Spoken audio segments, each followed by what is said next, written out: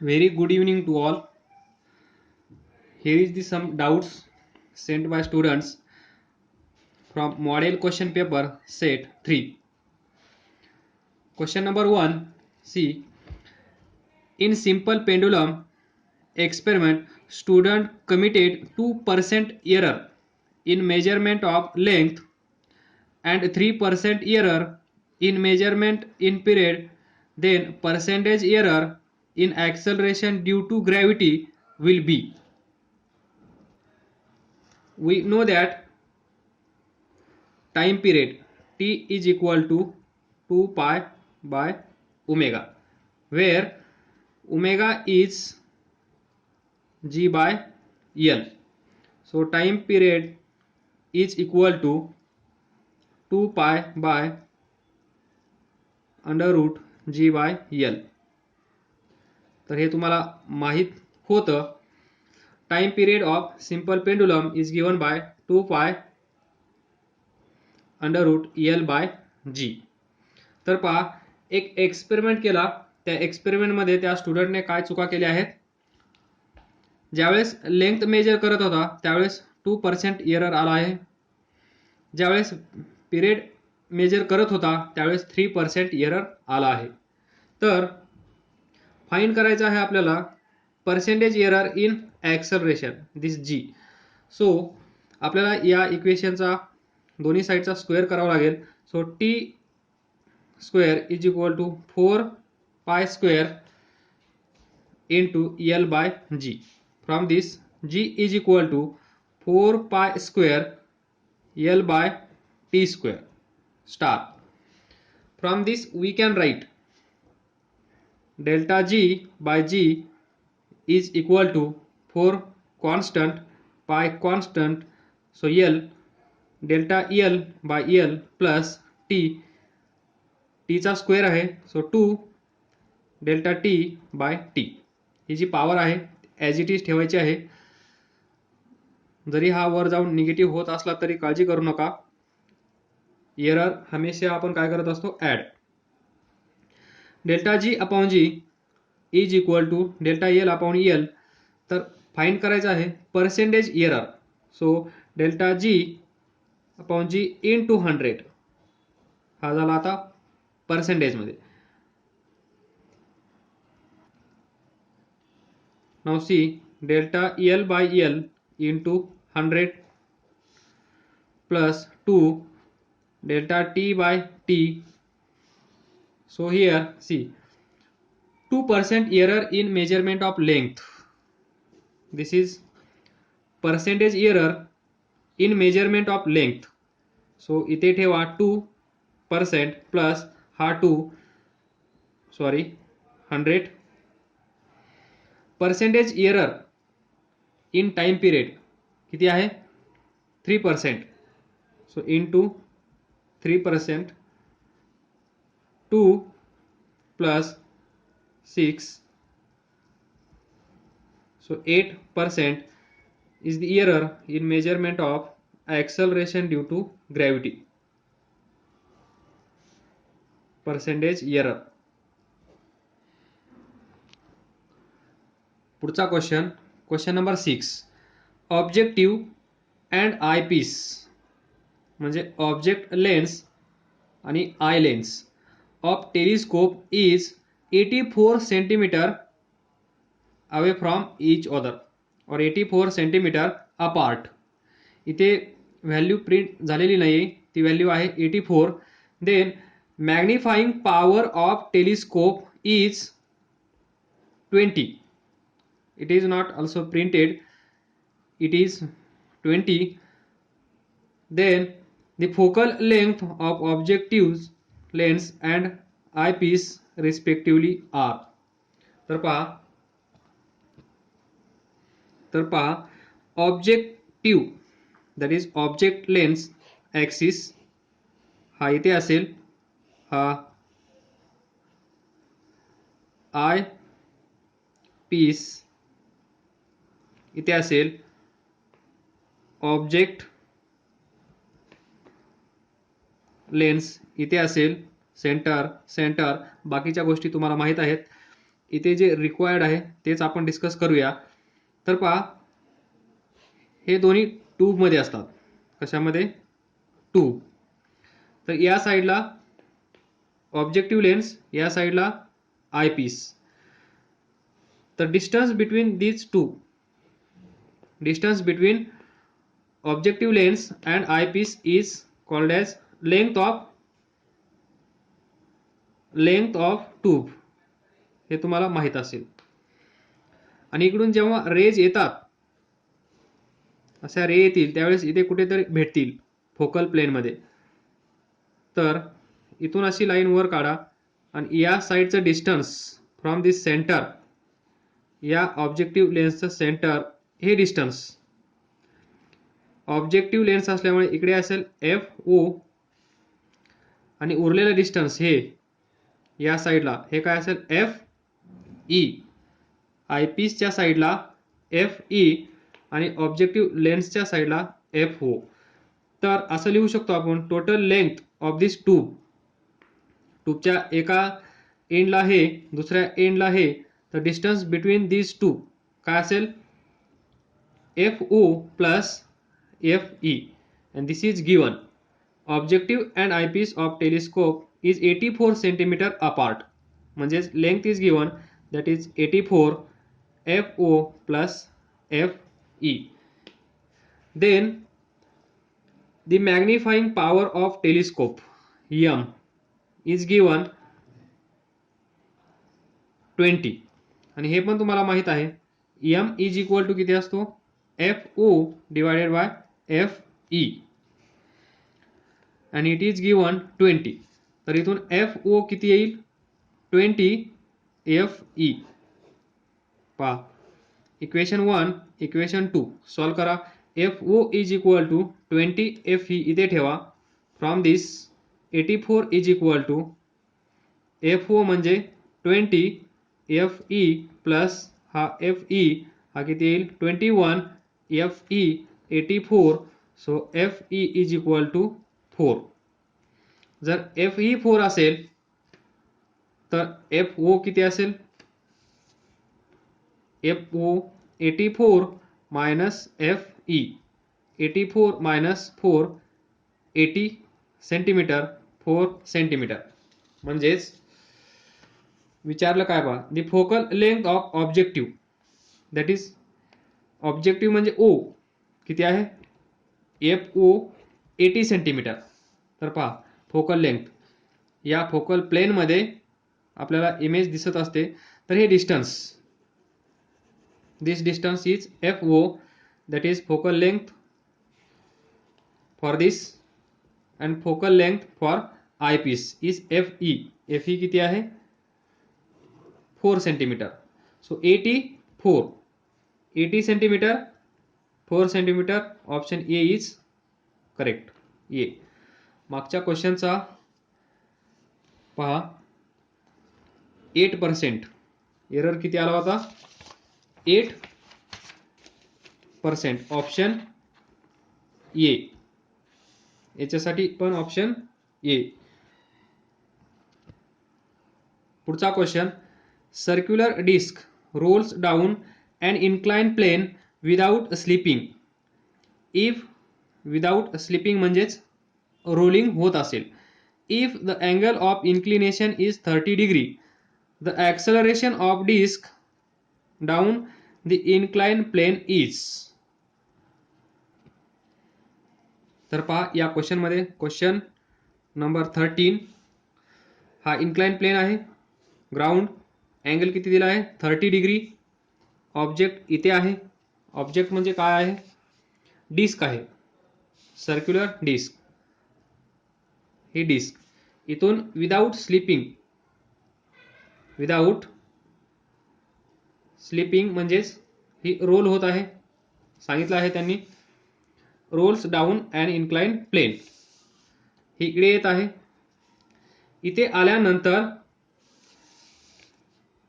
Acceleration of the disc down the incline plane म्हणजे acceleration किती असलं पाहिजे. तर पहा, इथे दोन कंपॅरिझन करत आहे मी. एका साईडला स्लाइडिंग, या साईडला रोलिंग, हे सर्व फॉर्म्युलेज लक्षात ठेवा. या साईडला हा अँगल थीटा, हा ऑब्जेक्ट जर रोलिंग होत नसेल तर ही साईड, आणि रोलिंग होत असेल तर ही साईड. रोलिंग होत नसेल ती म्हणजे नॉर्मल. तर पहा इथून इथे आल्यानंतर स्पीड किती असतो, √2gh नॉर्मली माहिती आहे तुम्हाला. Total potential energy converted into kinetic energy. Law of conservation of energy apply करा, हाईट एच कन्सिडर करा, तर तुम्हाला v = √2gh भेटेल. आपण भरपूर वेळा हे फाइंड केलं आहे. नंबर 2 ॲक्सलरेशन किती असतं, g sin थीटा. पाठ करून ठेवा या गोष्टी. Number 3 time taken. जर हे डिस्टन्स l असेल, या ऑब्जेक्टला इथून इथे येण्यासाठी किती वेळ लागेल, 2l/g sin थीटा स्क्वेअर रूटमध्ये. 2l/g sin थीटा, जी माहीत आहे, sin थीटा म्हणजे हा अँगल, 2 नो प्रॉब्लेम, l म्हणजेच दिस डिस्टन्स, इथून इथे आल्यानंतर distance covered by this body or this inclined surface, किती लेंथचा आहे ती length. Very similar to this rolling मोशनमध्ये वेलोसिटी किती असते पहा, सेम फॉर्म्युला, काही चेंज करणार नाही. 2gh आलं लक्षात, डिवायडेड बाय 1+k² k²/r². थोड्या वेळानंतर मी डिस्कस करेन.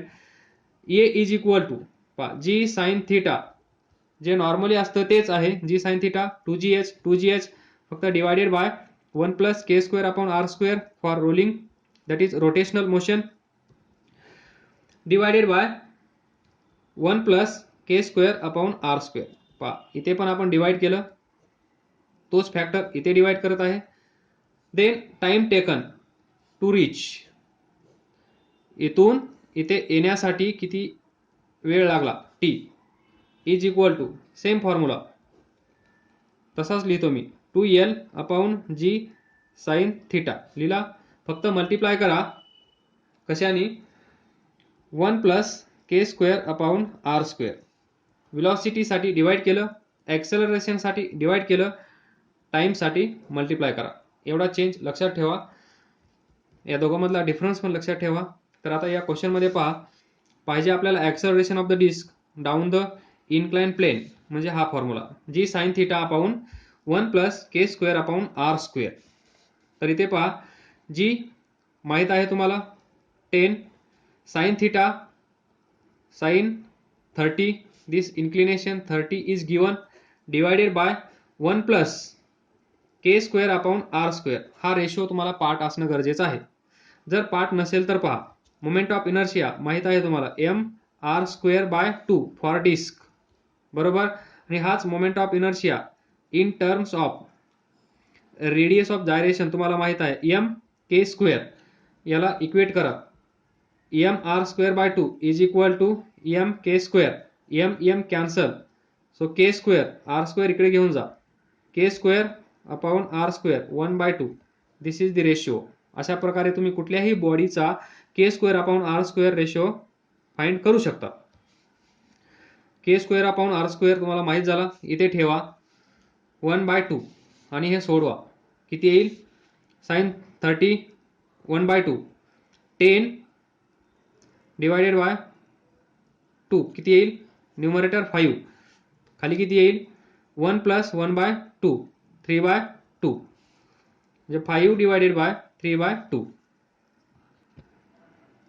तर कोणता ऑप्शन मॅच होत आहे, 5 × 2 10 डिवायडेड बाय 3.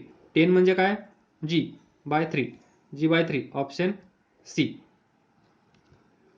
पुढचा question, for given material the Young's modulus is 2.4.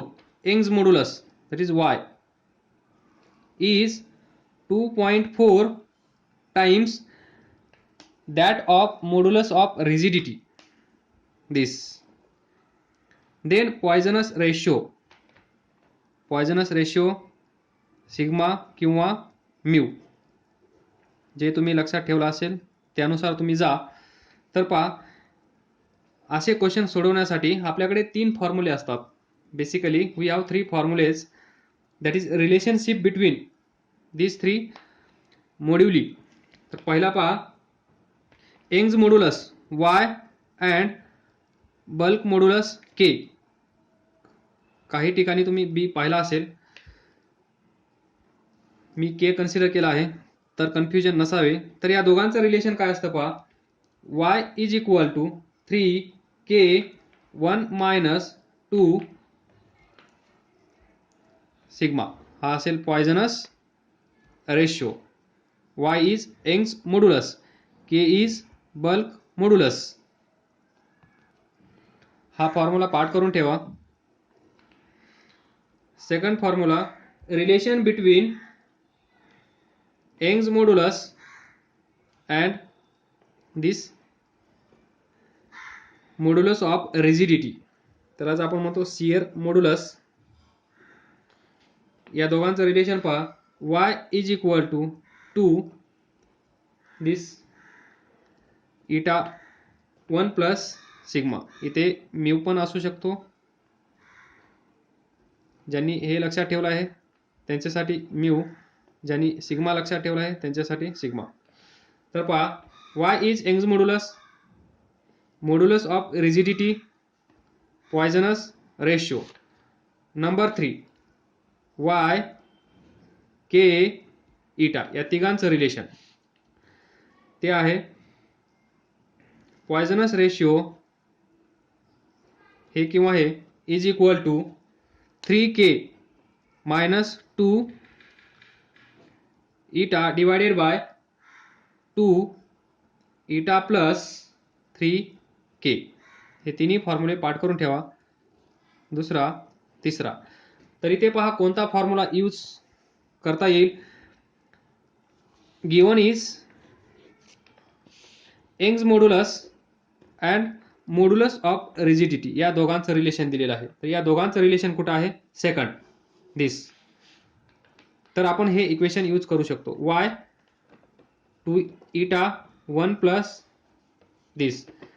तर याची व्हॅल्यू किती आहे, 2.4 इटा 2.4 इटा इज इक्वल टू 2 इटा 1 प्लस दिस. कॅन्सल, हा इकडे येईल, किती येईल, 1.2 1 plus this. So 1.2 minus 1.2. Option A. पुढचा question, question number 31. Excess pressure inside spherical drop, this is drop of water is 4 times that of another drop. हा एक दुसरा ड्रॉप आहे. एक्सेस प्रेशर P1 इथे P2. तर या दोघांमधलं रिलेशन दिलं आहे, P1 is equal to 4 times that of another, that is P2. आणि तुम्हाला हे माहित आहे, excess pressure inside spherical drop, drop साठी किती असतं, drop P is equal to T by R into 2. For soap bubble P T by R into 4. लक्षात ठेवा. From this we can write P is directly proportional to 1 upon R or P is inversely proportional to R. P1 P2 R2 upon R1. आता याच्यात confusion नसेल ना, परीक्षा जवळ आली आहे. P1 upon P2 inversely R2 upon R1. तर दिलेलं काय आहे, P1 upon P2 is equal to 4. This is given. P1 upon P2, this value is given and it is equal to 4. लिहू, okay. R2 upon R1 is equal to 4. तर याला reverse करा. R1 पहिला drop म्हणून R1 वर असला पाहिजे. R1 upon R2 is equal to 1 upon 4. असे क्वेश्चन जे असतात ते इथेच गडबड होते. आपण याच्यानुसार जातो आणि दोन्ही आन्सर असतात, याच्याप्रमाणे एक असतं, याच्याप्रमाणे एक असतं. इथे आहे पहा, option C, option D same answer आहे. तर हा सिक्वेन्स चुकला की आन्सर रिव्हर्स होईल. तर आपल्याला पहिला ड्रॉप वर पाहिजे म्हणून R1 वर घेऊन गेलो, डिवायडेड बाय R2 1/4. तर पहा आता इथे आपल्याला पाहिजे देर मास रेशो. मास, याचं मास किती असेल या ड्रॉपचं? Density is equal to mass upon volume. याच्यासाठी density is equal to mass upon volume. तर याचं मास किती येईल? पहिल्या ड्रॉपचं इथे लिहू, पहिला ड्रॉप, दुसरा ड्रॉप, याचं मास m रो व्ही, याचं मास रो व्ही, पहिला पहिला पहिला, दुसरा दुसरा दुसरा. तर पहा हा वॉटरचा ड्रॉप आहे, हा पण वॉटरचा आहे, सेम कॅन्सल. ज्यावेळेस आपण रेशिओ घेऊ देअर मास रेशिओ म्हणजेच m1 अपॉन m2 घेऊ त्यावेळेस डेन्सिटी कॅन्सल होईल. देन m1 व्हॉल्यूम 4/3 पाय r1 क्यूब, इथे काय असेल m2 4/3 पाय r2 क्यूब. 4/3 कॅन्सल होईल रेशिओ घेतल्यानंतर, हो सर, पाय पाय कॅन्सल. तर m1 directly proportional to r1 cube, m2 directly proportional to r2 cube. तर यांचा रेशिओ आपल्याला फाइंड करायचा आहे. काय येईल? m1 अपॉन m2 पा r1 अपॉन r2 याचा क्यूब याचा क्यूब. पण आपल्याला माहित आहे कुठे r1 अपॉन r2 1/4 आहे. पण मासचा रेशिओ फाइंड करण्यासाठी आपल्याला माहित असणं गरजेचं आहे r1 अपॉन r2 त्यांचा क्यूब. तर याचा क्यूब करा दोन्ही साईडचा, तर किती येईल? क्यूब केल्यानंतर 1/64. इथे लिहा मग 1/64. So m1 upon m2 is equal to 1/64 and option D is correct. पहा 1/64, 64:1 हे पण आहे. जर तुम्ही हा रेशिओ कडे लक्ष नाही दिलं तर तुमच्यासाठी मग सी ऑप्शन असेल. पहिला अगोदर, नंतर डिवायडेड बाय दुसरा, त्यावेळेस येईल डी. Next question number 36. Resistance 8 ohm is in left gap, parallel combination of 18 and 36 ohm is in right gap of meter bridge. The null point is obtained at point. तर पहा माहित असेल तुम्हाला मीटर ब्रिज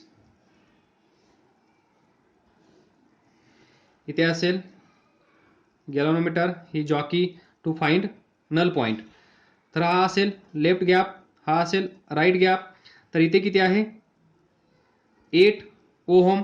इथे किती आहे? Parallel combination of 18 and 36. तर इथे कसं असेल मग?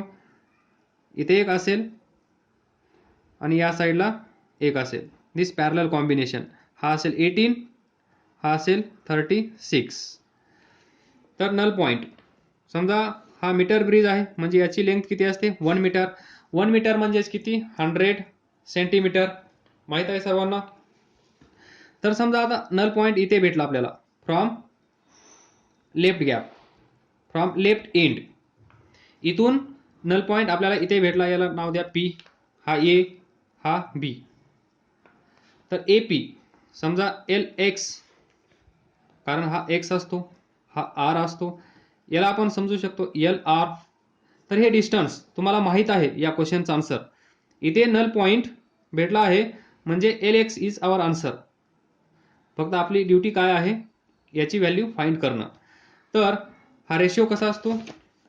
X by this L X, this R divided by this L R, R divided by L R. L R किती असतो?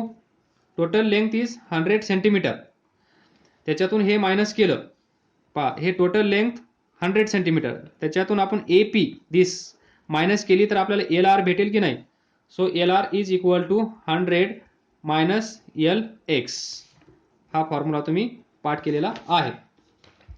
तर पहा एक्सची व्हॅल्यू किती आहे? 8. एल एक्स आपल्याला फाइंड करायचा आहे. आरची व्हॅल्यू दोन रेजिस्टन्स आहेत पॅरललमध्ये, तर त्यांचं इक्विव्हॅलंट आपल्याला अगोदर फाइंड करावं लागेल. तो किती असेल? आर पॅरललमध्ये कसं असतं, दोघांचा प्रोडक्ट 18 इंटू 36 डिवायडेड बाय दोघांची सम 18 plus 36. So 18 plus 36 divided by 54 किती येईल? 18 3 जा 3 12. So 12 RP is 12. तर पहा RP 12 divided by 100 minus LX cross multiply करा. 800 मायनस 8 LX 12 LX हा इकडे जाईल. 20 LX 800 10 कॅन्सल. सो 2 इकडे येऊन डिवाइड करेल. 40 LX. LX किती आली? 40 सेंटीमीटर फ्रॉम लेफ्ट. तर पहा 40 सेंटीमीटर फ्रॉम लेफ्ट सी. पुढचा question, in close circuit 10 ohm resistance the flux varies with time. Phi is equal to 2t square minus 5t minus 7. Flux vary होत आहेत. the current at t is equal to 0.025 second. In close circuit, एक circuit आहे त्याच्यामध्ये resistance 10 ओहमचा आहे आणि त्या सर्किटमधल्या ज्या फ्लक्स आहेत फाय व्हॅरी होत आहेत विथ टाइम. टाइम दिला आहे 0.025 सेकंद. यावेळेस त्या सर्किटमध्ये किती करंट असेल ज्यावेळेस टाइम 0.025 सेकंद असेल त्यावेळेस? तर पहा, we know Lenz law, E is equal to minus D phi by D t. Negative म्हणजे this and this are in opposite direction. एवढं लक्षात ठेवा. म्हणजे आपल्याला मॅग्निट्यूड फाइंड काय करायचं आहे? The current at this time will be. Current तर सोपं आहे, I is equal to V by R. इथे व्ही म्हणजे ई आहे म्हणून ई बाय आर. आरची व्हॅल्यू दिली आहे, ई माहीत नाही, आरची व्हॅल्यू दिली आहे 10. ई माहीत झाला तर तुम्हाला करंट काढता येईल. तर ई कसा फाइंड करणार? From Lenz law. Take magnitude d phi by D t. D by D t, फायची व्हॅल्यू किती आहे? 2t square minus 5t minus 7. Derivative 4t minus 5 constant 0.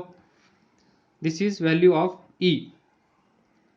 तर पहा, टी ची व्हॅल्यू दिली आहे ॲट 0.025 म्हणजे E is equal to 4 into 0.025 minus 5. हे किती येईल? 0.1 बरोबर. Minus 5 minus 4.9 correct. EMF generated किती आहे? मायनस 4.9. पहा, E is equal to minus D phi by D T. Take only magnitude 4.9 इथे ठेवा 4.9. तर तुम्हाला करंट भेटेल 4.9 डिवायडेड बाय रेजिस्टन्स 10. तर हे तुम्हाला सोडवता येईल. आन्सर किती येईल? 0.49 एम्पियर. Option C 0.49 ampere. तर पहा, या क्वेश्चनचा आन्सर की मध्ये बी दिला आहे, याचा आन्सर सी आहे. नंतर क्वेश्चन नंबर 36चा आन्सर ए दिला आहे, याचं आन्सर सी आहे. Please note. काय समजलं नसेल तर विचारा. Feel free to ask your doubts. Don't hesitate. असाच अभ्यास करत राहा, पुढे जात राहा. All the best. थँक्यू.